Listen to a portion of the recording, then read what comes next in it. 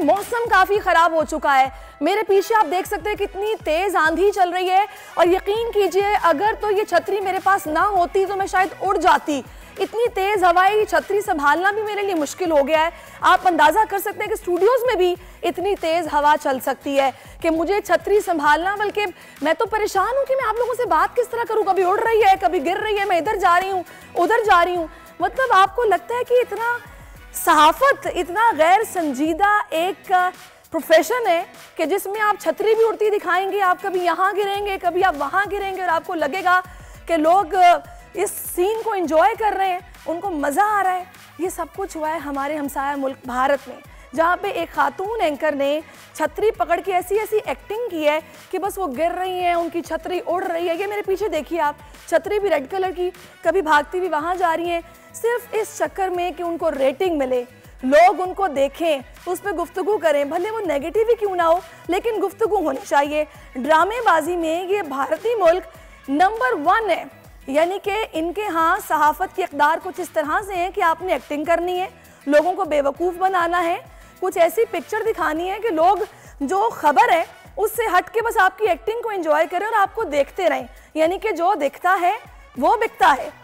ये दरख्त पीछे आपको हिलते नज़र आ रहे हैं, उसके आगे वो लाल छतरी पकड़े एक हसीना जो कि कभी इधर से कभी उधर ये सब कुछ करती दिखाई दे रही है। तो मकसद ये था मेरा आज बताने का आपको कि सहाफ़त एक बड़ा जिम्मेदारी वाला काम है, एक संजीदा प्रोफेशन है जिसमें आप लोगों तक हक़ाइक़ पहुंचाते हैं, ना कि आप ड्रामेबाजी करके दिखाएं, ना कि आप लोगों को बेवकूफ़ बनाएं और रेटिंग के चक्कर में कुछ भी करने को अगर आप तैयार हैं तो इससे हम अंदाज़ा लगा सकते हैं कि आपके मुल्क में सहाफ़ती इक़दार क्या है।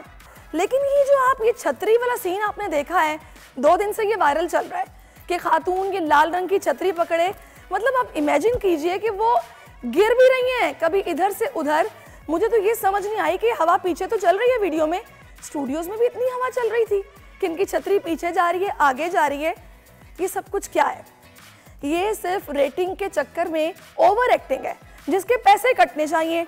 मीम्स, लोग मजाक उड़ा रहे हैं, लेकिन इससे फ़र्क नहीं पड़ता क्योंकि भारत में अगर आप एंकर्स को देखें तो उनका खबरें आप तक पहुंचाने का अंदाज भी इतना सनसनीखेज़ है कि जैसे पता नहीं कोई तूफ़ान वाकई में ऐसा आ गया कि स्टूडियोज़ पे भी उसके असरात नज़र आ रहे हैं। मेरे पीछे आप देख सकते हैं ये कैसी आंधी है कि सब कुछ उड़ रहा है, गिर रहा है, लोगों को अपने आप को संभालना मुश्किल है। तो ऐसे में जनाब ये छाता जो है ना, ये बहुत ज़रूरी था। तो मैंने सोचा कि मैं भी पकड़ के थोड़ी सी आपको एक्टिंग करके दिखाऊं कि ये मजाक है जो कि हमसाया मुल्क में हो रहा है। बिपरजॉय तूफान के खतरात कराची के साहिल तक पहुंच गए। समुद्री तूफान और शदीद बारिशों में नुकसान से बचने के लिए आवाम ये एहतियाती तदाबीर इख्तियार करें। दफ़ा 144 पर अमल करें और हरगिज़ साहिल का रुख न करें। साहिल समंदर के नशेबी इलाकों में रिहाइश पजीर अफराद फौरी तौर पर महफूज जगह पर मुंतकिल हो जाएं। दौरान बारिश और आंधी में गैर जरूरी बाहर निकलने से परहेज करें। तमाम जरूरी अद्वियात प्लास्टिक के बैग में अपने साथ रखें। बिजली के तार और खंभों से दूर रहें और उन्हें हरगिज ना छुएं, ये जानलेवा हो सकती हैं। गाड़ी चलाते हुए एहतियात करें और स्लो ड्राइविंग करें। गाड़ियों और मोटरसाइकिल को बिजली के खंभों के नीचे पार्क मत करें। दरख्तों, साइन बोर्ड और पीएमटी के नीचे खड़े ना हों।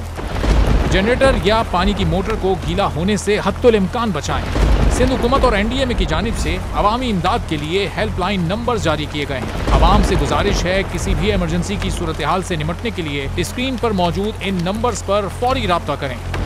आंधी और तूफान से बचने की दुआ। ए अल्लाह, इसे रहमत बना और इसे अजाब ना बना।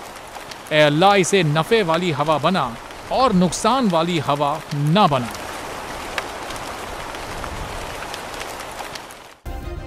सब्सक्राइब करें और बेल दबाएं ताकि कोई खबर रह न जाए।